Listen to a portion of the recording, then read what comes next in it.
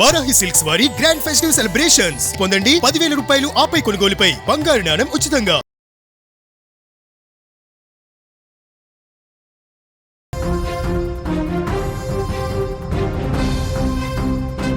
రంగారెడ్డి జిల్లా యాచారం మండలం మేడిపల్లి గ్రామంలో విషాదకర ఘటన చోటు చేసుకుంది. ఒకే గ్రామానికి చెందిన ఇద్దరు యువకులు గంటల వ్యవధిలోనే తనువు చాలించడం స్థానికంగా పెనుకలకలం రేపింది. వీళ్ళిద్దరి మధ్య కొంతకాలంగా పరిచయం ఉండటం, ఆ జరిగిన పరిణామాలు రెండు ప్రాణాలని బలి తీసుకున్నట్టు పరిస్థితి కనిపిస్తోంది. గ్రామానికి చెందినటువంటి పూజ అదే గ్రామానికి చెందిన సిద్ధుగోని మహేష్తో గతంలో పరిచయం ఉండటంతో వాళ్ళ మధ్య ప్రేమ నడిచింది. ఇద్దరూ ప్రేమించుకున్నారు. అయితే వీళ్ళ విషయం ఇంట్లో తెలియటంతో పూజ తల్లి ఆమెను మందలించింది. అప్పటి నుంచి పూజ మహేష్కు దూరంగా ఉంటుంది.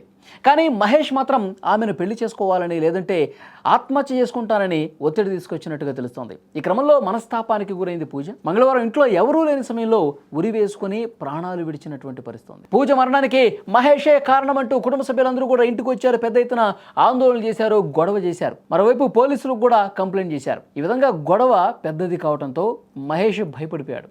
భయంతో అక్కడి నుంచి వెళ్ళిపోయాడు. వీళ్ళు ఇంటి మీదకి వచ్చి ఇంత గొడవ చేస్తున్నారు, పోలీసులు వస్తున్నారు, అరెస్ట్ చేస్తారు, తీసుకెళ్ళిపోతారని చెప్పి భయపడిపోయి దూరంగా పారిపోయాడు. పూజ చనిపోయినటువంటి కొన్ని గంటల్లోనే తుర్కయాంజల్ సమీపంలోని బ్రాహ్మణపల్లి వద్ద మహేష్ ఒంటి మీద పెట్రోల్ పోసుకుని ఆత్మహత్యకు పాల్పడ్డాడు. వరుసగా జరిగిన ఈ రెండు మరణాలతో మేడిపల్లి గ్రామం శోకంలో మునిగిపోయిన పరిస్థితి. ఇటు ఆ కుటుంబ సభ్యులు, ఈ కుటుంబ సభ్యులు అందరూ కూడా తీవ్రమైనటువంటి శోకంలో మునిగిపోయినటువంటి పరిస్థితి ఉంది. ప్రేమ రెండు ప్రాణాలను బలిగొన్నటువంటి పరిస్థితి ఉంది.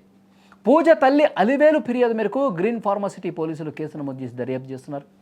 మహేష్ వేధింపుల వల్లే తన కూతురు చనిపోయిందని ఫిర్యాదులో పేర్కొన్నారు.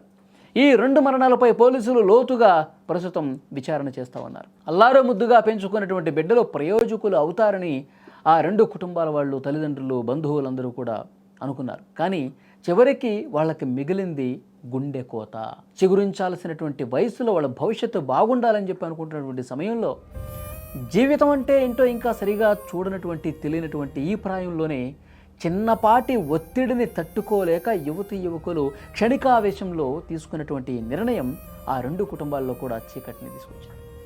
ప్రేమ, ఆవేశం, భయం, ఆందోళన వీటి మధ్య సంఘర్షణ పడినటువంటి వాళ్ళు అర్ధాంతరంగా లోకాన్ని వదిలిపెట్టి వెళ్ళిపోయారు. గంటల వ్యవధిలోనే మళ్ళీ ఇద్దరు కూడా విగత జీవులుగా మారిపోయిన ఘటన సమాజాన్ని ఆలోచింపజేస్తోంది.